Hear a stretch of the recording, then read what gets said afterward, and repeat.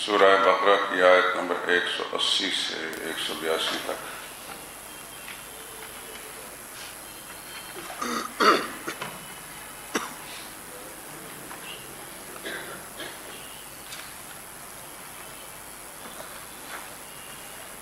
اعوذ باللہ من الشیطان الرجیم،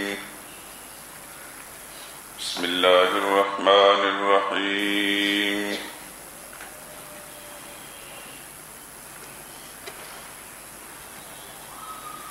كتب عليكم إذا حضر أحدكم الموت إن ترك خيرا الوصية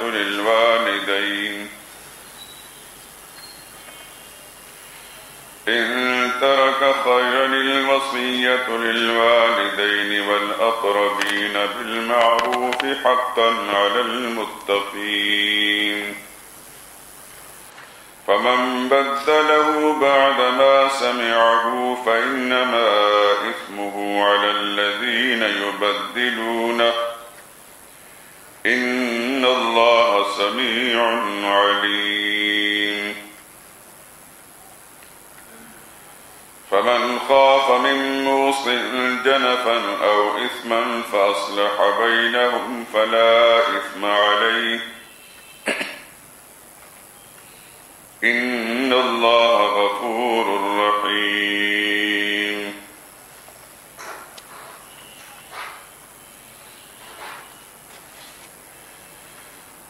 كتب عليكم، لازم کیا گیا تم پر، اذا حضر احدكم الموت، جب تم میں سے کسی کو موت کا وقت آ جائے، ان ترک خیرا، اگر اس نے کچھ مال چھوڑا ہے،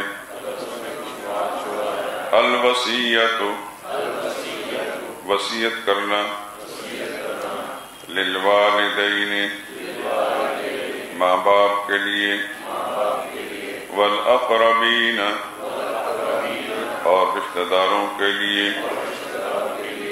بالمعروف، انصاف کے ساتھ، حقا، یہ لازمی حکم ہے، علی المتقین، متقین پر، فمن بدلہ، پھر جو کوئی اس کو بدل ڈالے، بعد ما سمعہ، اس وصیت کو جو سن چکا، فإنما إثمه، تو اس کا گناہ، علی الذین، انہی لوگوں پر ہے، یبدلون، جنہوں نے اس کو بدلا، ان اللہ سمیع علیم، بلا شبہ اللہ سننے والا جاننے والا ہے۔ فمن خاف، پھر جو کوئی ڈرے، من موص، وصیت کرنے والے سے، جنفاً، طرفداری کرنے کی وجہ سے، او اسماً، یا کسی گناہ کی وجہ سے، فأصلح بینہم، پھر ان میں باہم صلح کرا دے،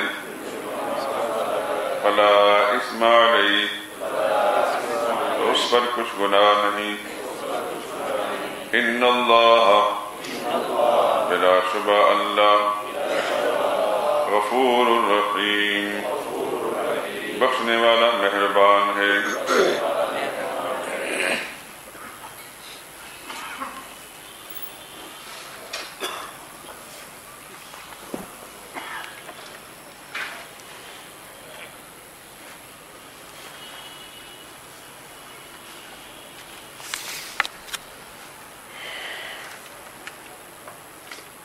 پچھلے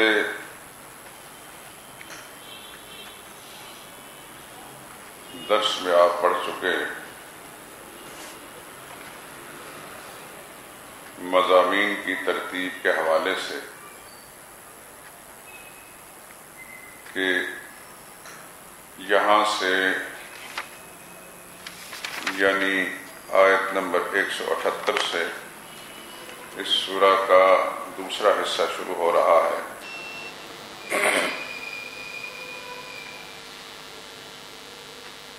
اور دوسرے حصے میں بھی دو مضمون ہیں مرکزی، جس طرح پہلے حصے میں دو مرکزی مضمون تھے۔ پہلے حصے کے مرکزی مضامین توحید اور رسالت، دوسرے حصے کے مرکزی مضمون جہاد فی سبیل اللہ اور انفاق فی سبیل اللہ، یعنی اللہ کی راہ میں خرچ کرنا۔ انفاق کا معنی ہے خرچ کرنا۔ چار مرکزی مضمون ہیں سورہ مبارکہ کے۔ اس کے علاوہ اس سورہ میں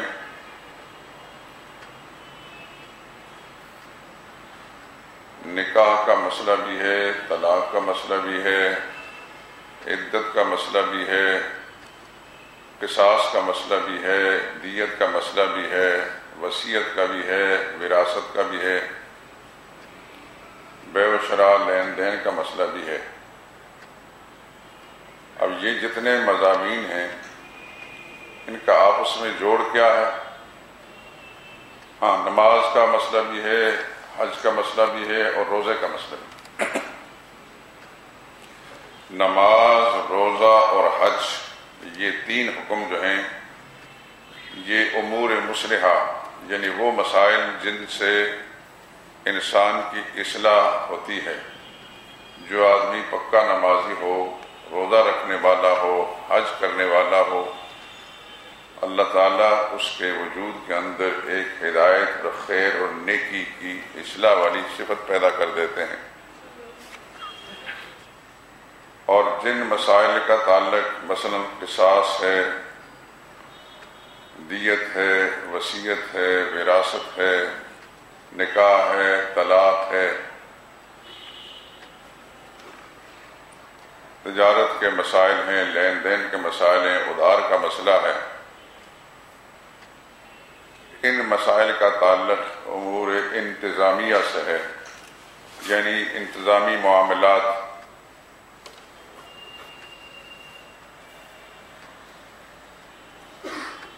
ان کا آپس میں جوڑ یہ ہے کہ امور مصلحہ یعنی نماز، روزہ اور حج کا حکم اس لیے دیا گیا تاکہ انسان کے اندر اصلاح اور ہدایت پیدا ہو، نیکی، تقوی پیدا ہو۔ جس آدمی میں تقوی پیدا ہو جائے گا تو پھر وہ آپس میں لڑنے سے، جھگڑنے سے، عدالتوں کے اندر اپنے مسائل اور کیس پہنچانے سے باز رہیں گے، بلکہ ایک دوسرے کے حقوق کا لحاظ کریں گے، بروقت ان حقوق کو ادا کریں گے۔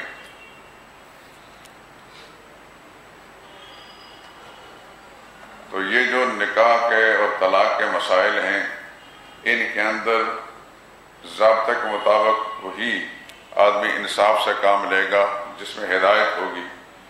جو آدمی گمراہ ہوگا وہ عورتوں پر ظلم کرے گا۔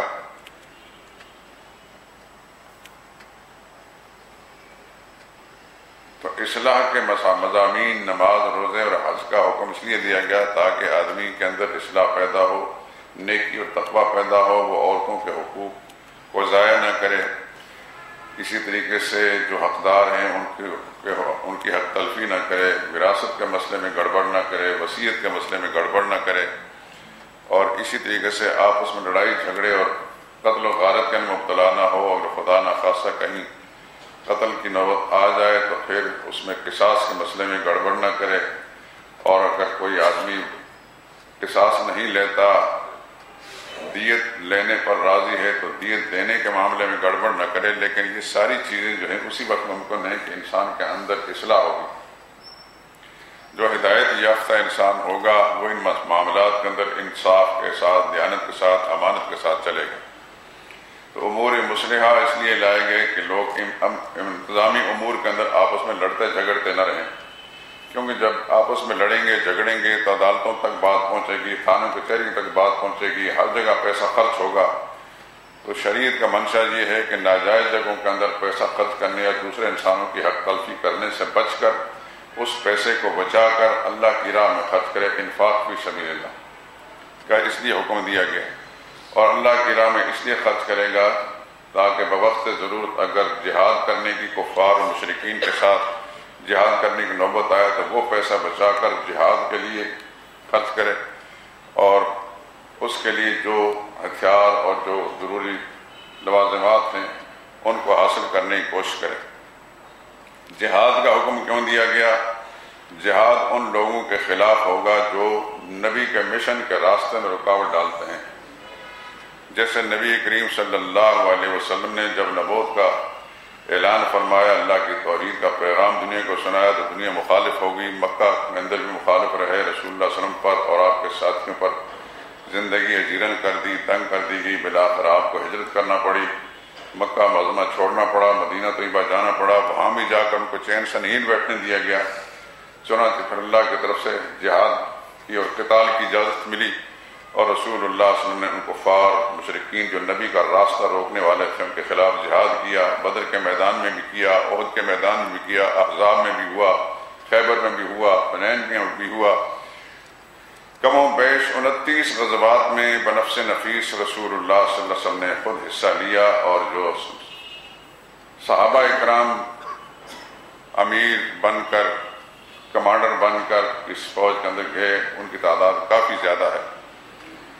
تو اس جہاد کا مقصد کیا تھا؟ ازالہ فساد تھا، فساد کو ختم کرنا تھا۔ مشرکین کفار فساد پھیلانا چاہتے تھے، خدا کی زمین پر شرک کرنا ایک مستقل فساد ہے۔ اللہ کی پیدا کی ہوئی پیشانی اللہ کے سامنے جھکنی چاہیے۔ جب وہ اللہ کی بجائے مخلوق کے سامنے جھکیں گے اور اللہ کے دیے ہوئے مال کو غیر اللہ کے نام کی نظر و نیاز کے طور پر مانیں گے تو یہ ایک فساد ہے۔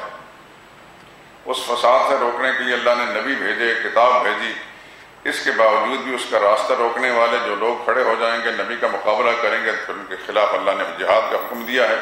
قرآن کریم میں اسی سورہ میں بھی آئے گا، اگلی سورۃ کے اندر وَقَاتِلْهُمْ حَتَّىٰ لَا تَكُونَ فِتْنَةٌ، قتال کرو، لڑو ان کفار کے ساتھ تاکہ کفر کا فتنہ باقی نہ رہے، وَيَكُونَ الدِّينُ لِلَّهِ، اور ہر جگہ خدا تعالیٰ کا حکم جاری و ساری رہے، اللہ کا حکم بالادستی حاصل ہو۔ چنانچہ انفاق فی سبیل اللہ کا مقصد یہ ہے کہ اللہ کی راہ میں جہاد کرنے کے لیے ہتھیار خریدے جائیں، اسلحہ خریدا جائے، ساز و سامان کیا جائے۔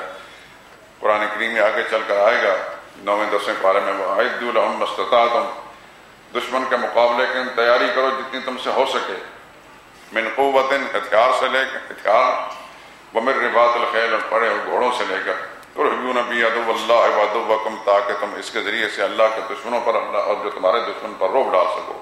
تو مسلمان کو حکم ہے کہ ہر وقت تیار رہے، جہاد کی تیاری کے اندر لگا رہے۔ جب تک مسلمان رہے گا وہ جہاد کا مخالف نہیں ہوگا۔ جب منافق بن جائے گا مسلمان کہلانے کا، جیسا کہ اس وقت آپ اپنے ملک کی فضا دیکھ رہے ہیں، منافقین کی تھی، منافق رہا ہے، چاہے وہ 1400 سال پہلے کا منافق ہو یا آج کا منافق ہی ہے۔ اللہ کا فرمان سچا ہے، برحق ہے، اور آج بھی سچ ہے، اور کل بھی سچ ہے، اور آئندہ بھی سچ رہے گا۔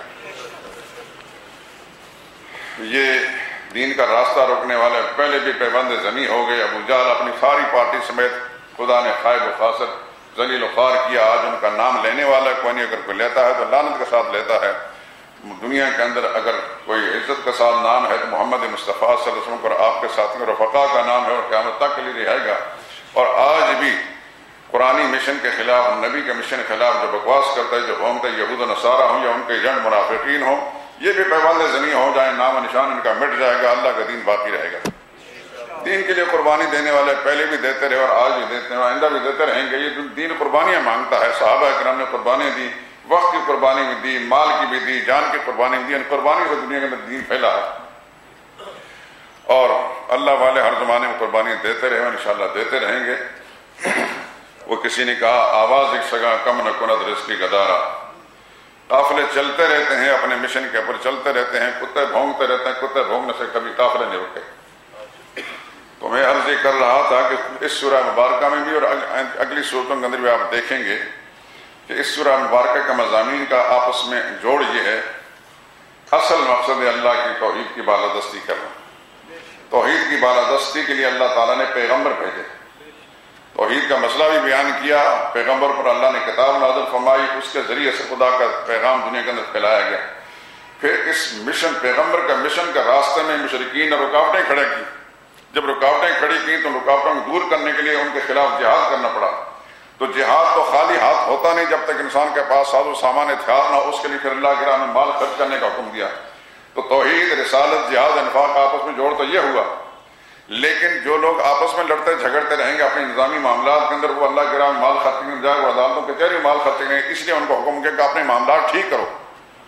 قصاص کا مسئلہ ہو، دیت کا مسئلہ ہو، وراثت کا مسئلہ ہو، لین دین کا مسائل ہوں، نکاح طلاق کا مسائل ہیں، آپس میں امن و آشتی کے ساتھ رہو اور ان کو ضابطے کے مطابق ادا کرو۔ چنانچہ یہ سارے مسائل اس لیے بیان کیے تاکہ اس میں گڑبڑ نہ ہو اور غلط جگہوں کے اندر مسلمان کا مال نہ خرچ ہو۔ مال خرچ کرنے کی جو جگہ ہے وہ اللہ کی راہ میں، اللہ کے دین کے بالادستی کے لیے ہے۔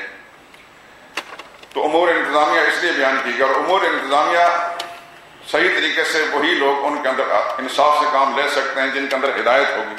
جو خود گمراہ ہوں گے وہ انصاف سے کام نہیں لے سکتے۔ تو ہدایت دینے کے لیے اللہ نے نماز کا حکم دیا، روزے کا حکم دیا اور حج کا حکم دیا۔ آپ کہیں گے کہ زکوٰۃ کا حکم کریں، زکوٰۃ میں انفاق فی سبیل اللہ کے اندر آتی ہے، اللہ کے راہ مال خرچ کرنے۔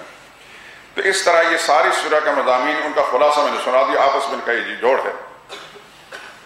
تو سورہ مبارکہ کا دوسرا حصہ آیت نمبر 178 سے شروع ہوتا ہے، اور اس میں سب سے پہلے امر انتظامیہ، قصاص کا حکم ہے، کتب علیکم القصاص فی القتل، اور ساتھ ہی دیت کا مسئلہ بیان کر دیا گیا۔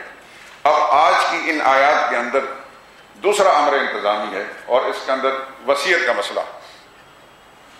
کتب علیکم، لازم کیا گیا ہے تم پر، فرض کیا گیا تم پر، الوصیت اذا حضر احدکم الموت، تم میں سے جس پر موت کا وقت آ جائے، ان طرح کا خیر، اگر اس نے کچھ مال چھوڑا ہے تو پھر الوصیت، وصیت کرنا، للوالدین، ماں باپ کے لیے، رشتہ داروں کے لیے، انصاف کے ساتھ، یہ لازمی حکم ہے متقین پر۔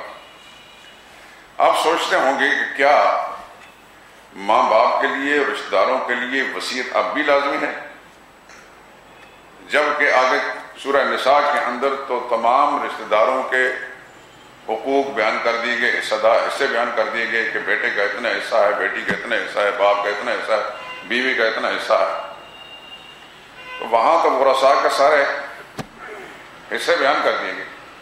اصل مسئلہ یہ آیت بہت سارے مفسرین کے نزدیک منسوخ ہے، اس کا حکم، یعنی آیت باقی ہے، حکم منسوخ ہے کہ اب ماں باپ کے لیے وصیت کرنے کی ضرورت نہیں، ماں باپ کا حق اللہ نے خود بیان کر دیا۔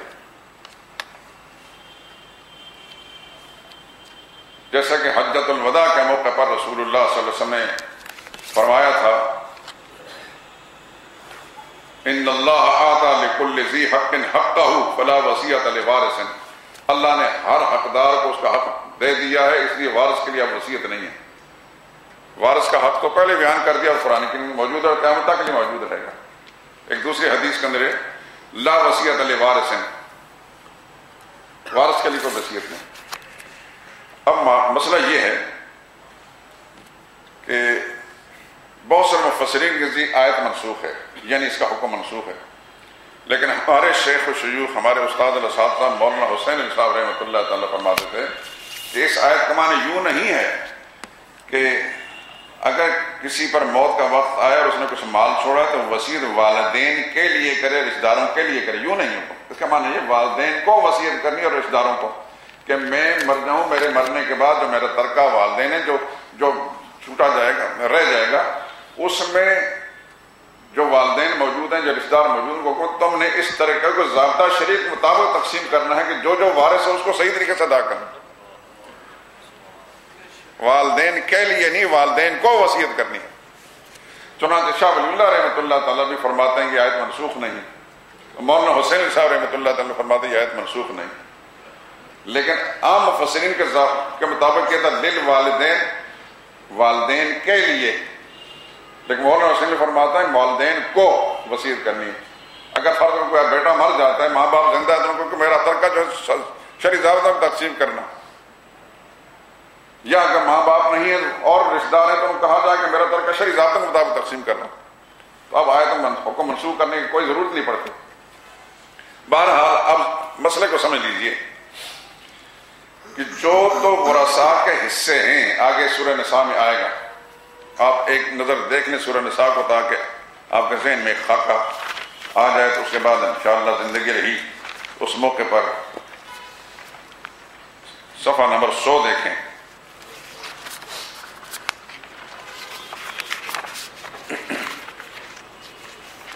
اس کی آخری صدر آیت نمبر 11 ہے۔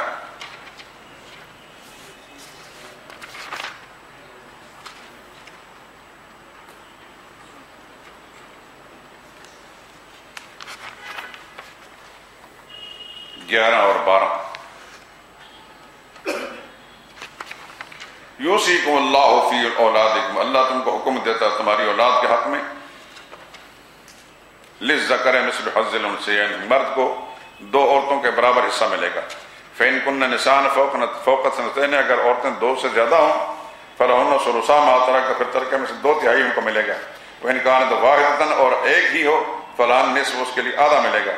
وَلِأَبَوَيْهِ لِكُلِّ وَاحِدٍ مِّنْهُمَا السُّدُسُ، اور مرنے والے کے ماں باپ اگر زندہ تو ہر ایک کو چھٹا حصہ ملے گا۔ بانو یہ آگے اس آیت کے اندر آیت نمبر 11-12 کے اندر ورثاء کے حصے بیان کر دیے گئے۔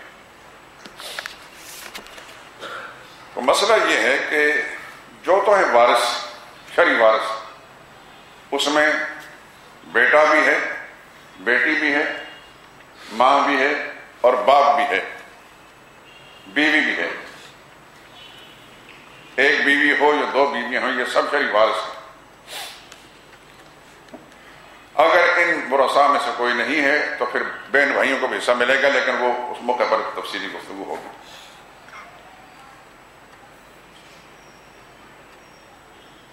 جو شرعی وارث ہیں ان کے لیے وصیت کرنے کی ضرورت ہے، وہ اللہ نے ان کے حصہ مقرر کر دیے۔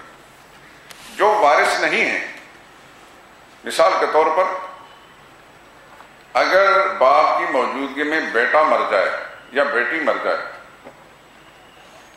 باپ کی زندگی میں بیٹا اور بیٹی مر جائے اور دونوں کی اولادیں ہیں، یعنی پوتے پوتیاں بھی ہیں، نواسے نواسیاں بھی ہیں، تو ضابطہ شریعت کے مطابق قرآن کریم نے ان کے کوئی بھی حصہ مقرر نہیں کیا، یعنی وہ وارث نہیں ہیں۔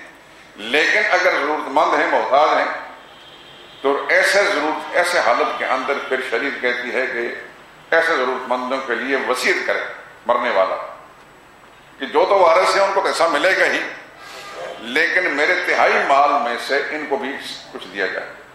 یاد رکھیں کہ وراثت 1/3 مال میں ہو سکتی ہے، مال کو 3 حصوں میں کر کے 2 حصے جو ہیں وہ تو ورثاء میں جائیں گے، تیسرا حصہ جو ہے اس میں وصیت ہو سکتی ہے۔ اگر کوئی شخص زیادہ وصیت کرتا ہے تو وصیت باطل ہے، اس کا معنی ہے کہ وہ وارثوں کو معروم رکھنا چاہتا ہے۔ تیسرے حصے سے زیادہ 1 روپے بھی نہیں خرچ کیا جا سکتا شرعی ضابطے کے مطابق۔ اگر کسی آدمی نے اپنی جہالت کے سبب سے غلط وصیت کی تو اس کی وصیت پر عمل نہیں کیا جائے گا، وہ تو خدا کے ہاں پکڑا جائے گا ہی۔ جو اس کی غلط وصیت پر عمل کریں گے وہ مجرم ہوں گے۔ اس لیے 1/3 مال سے زیادہ وصیت نہیں ہو سکتی اور نہ اس پر عمل ہو سکتا ہے۔ تو غیر وارث کو 1/3 مال میں سے کچھ دیا جائے گا۔ اس میں غیر وارثوں میں جیسا میں نے بتایا پوتا پوتی نواسا نواسی بھی ہو سکتے ہیں، اس کے اندر بھائی بھی ہو سکتے ہیں، بہنیں بھی ہو سکتے ہیں، بھانجے بھی ہو سکتے ہیں، بھتیجے بھی ہو سکتے ہیں۔ یہ وارث نہیں ہے۔ بھائی بہنیں اس وقت ہوں گے جب یہ دوسرے اصل وارث نہ ہوں، ورنہ بھتیجا یا بھتیجے یہ وارث نہیں ہوتے ہیں، لیکن ضرورت مند ہیں، حقدار ہیں، تو پھر ان کے لیے وصیت ہو سکتی ہے۔ اسی طریقے سے دور کے رشتہ دار نہیں، یا دور کے رشتہ دار ہیں یا محلے دار ہیں لیکن بہت زیادہ ضرورت مند اور محتاج ہیں، تو 1/3 مال میں ان کے لیے بھی وصیت کی جا سکتی ہے۔ لیکن یہ یاد رکھیں کہ 1/3 مال میں وصیت اس سے زیادہ کی نہیں ہوگی۔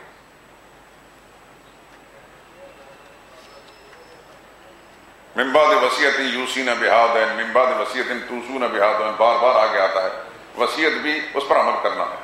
مرنے والے نے وصیت کر دی ہے تو جو تو وارث ہیں، بیٹے کے لیے وصیت نہیں ہو سکتی، بیٹی کے لیے وصیت نہیں ہو سکتی، وہ تو اللہ نے اس کا حصہ مقرر کر دیا گیا، لیکن جس کے لیے وصیت کر دی ہے اس پر عمل کرنا پڑے گا۔ وہ تو مر گیا وصیت کر کے، اب اس کی وصیت پر سننے والا جو ہے اس پر لازمی ہے اس پر عمل کرے۔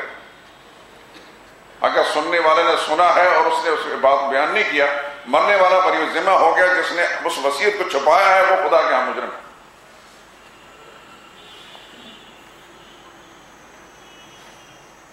وصیت ہوگی غیر وارث کے لیے. لا وصیت لوارث. رسول اللہ صلی اللہ علیہ وسلم سے 1,40,000 سے زیادہ صحابہ کرام نے براہ راست نبی کی زبان سے اس بات کو سنا اور اپنے کانوں سے. تو گویا کہ متواتر قسم کا یہ حکم ہے، اور پوری 1400 سال سے امت مسلمہ جو ہے اس بات پر متفق ہے، اس میں کسی کا کوئی اختلاف نہیں کہ وارث کے لیے اب وصیت نہیں. یہ آیت جو ہے نازل اگر ہوئی تھی ورثاء کے لیے تو اس وقت نازل جبکہ آیت وراثت نازل نہیں ہوئی تھی. وراثت والی آیت کے نازل ہو جانے کے بعد اس آیت کا حکم منسوخ ہو گیا. لیکن جیسے شاہ ولی اللہ رحمہ اللہ کا، علامہ سیوطی کا، مولانا حسین صاحب رحمۃ اللہ کا موقف ہے، اس کے مطابق یہ بھی حکم منسوخ نہیں ہوتا کہ یہاں اس آیت کے اندر حکم ان وارثوں کے لیے وصیت نہیں، وارثوں کو حکم دیا جا رہا ہے کہ آپ میری ترکے کو شرعی ضابطے کے مطابق تقسیم.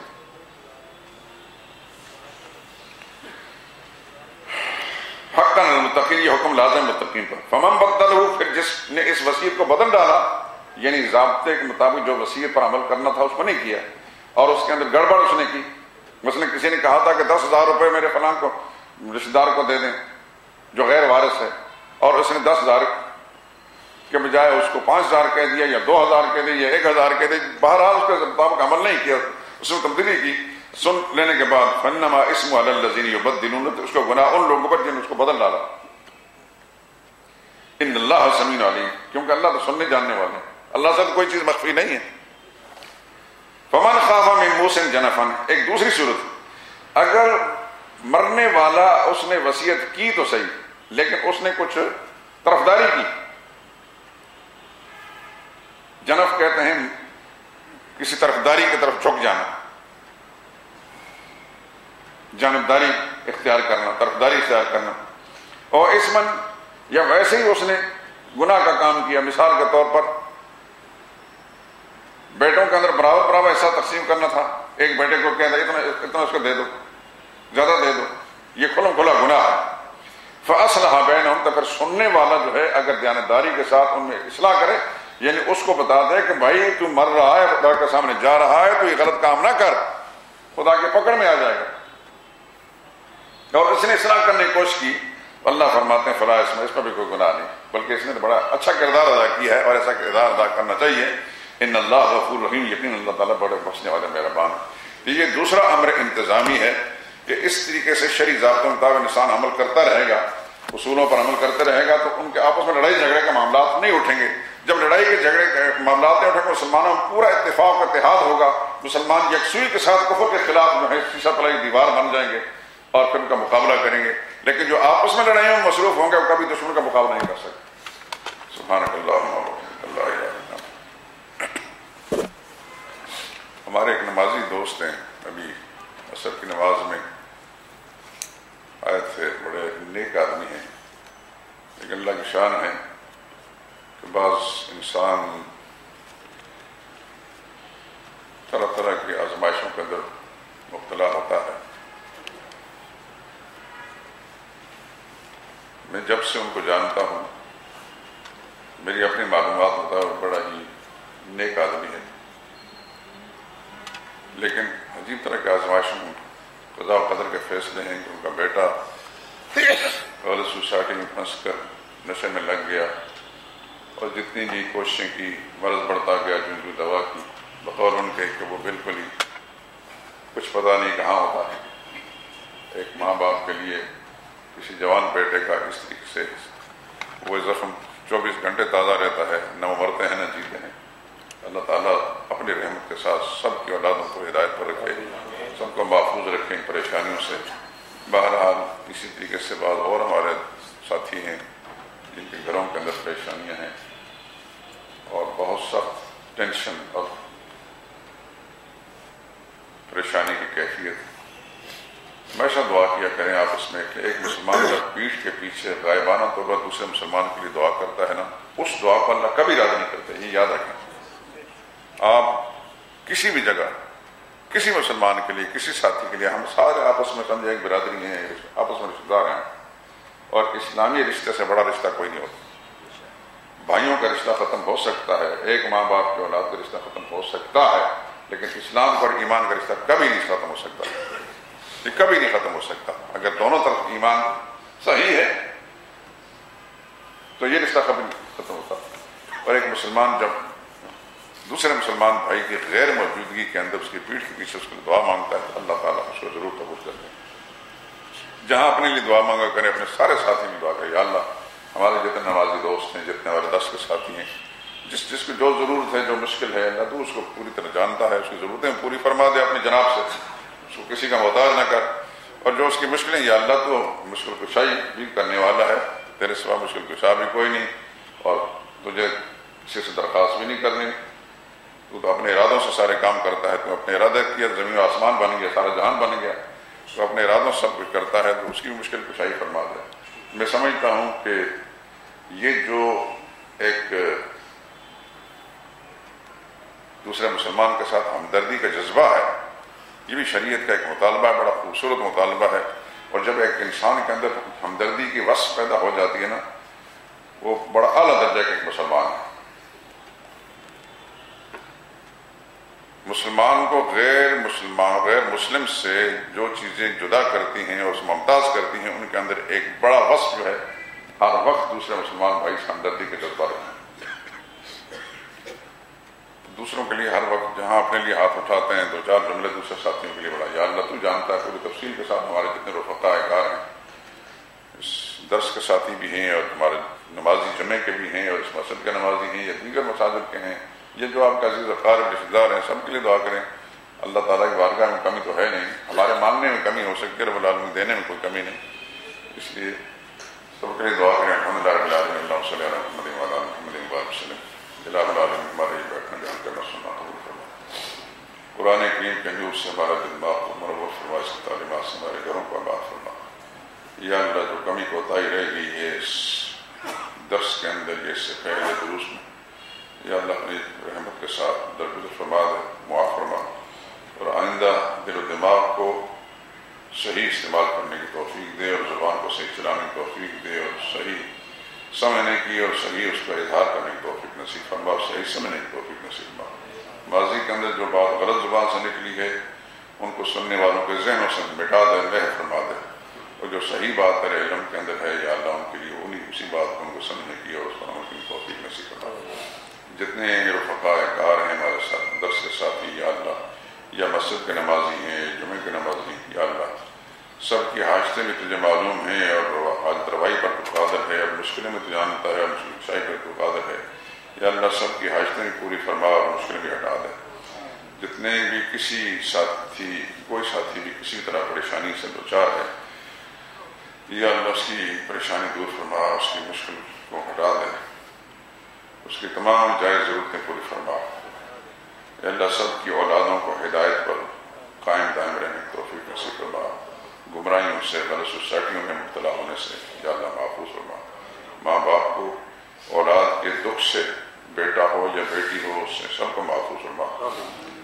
الہ العالمین خواتین گھروں کے اندر جو بیمار ہیں، یا اللہ ان کو بھی اپنی جناب سے غیب کے خزانوں سے صحت عطا فرما دے، سب کی روحانی جسمانی بیماری دور فرما۔ یا اللہ یہ ٹینشن جس درجے میں کسی کو لاحق میں جو پریشانیاں ہیں ذہنی، یا اللہ اپنی جناب سے ان کو بھی دور فرما دے۔ سکون کی دولت اس کے خزانے میں، یا اللہ ہر قسم کے خزانے تیرے ہی پاس ہیں، سب کو سکون نصیب فرما۔ جس دوست نے دعا کے لیے کہا ہے یا جو ہم سے امید رکھتا ہے، یا اللہ سب کے حالات کو پوری تفصیل کے ساتھ جانتا ہے، یا اللہ سب کی التجائیں، سب کی مرادیں پوری فرما، سب کی مشکلیں آسان کر۔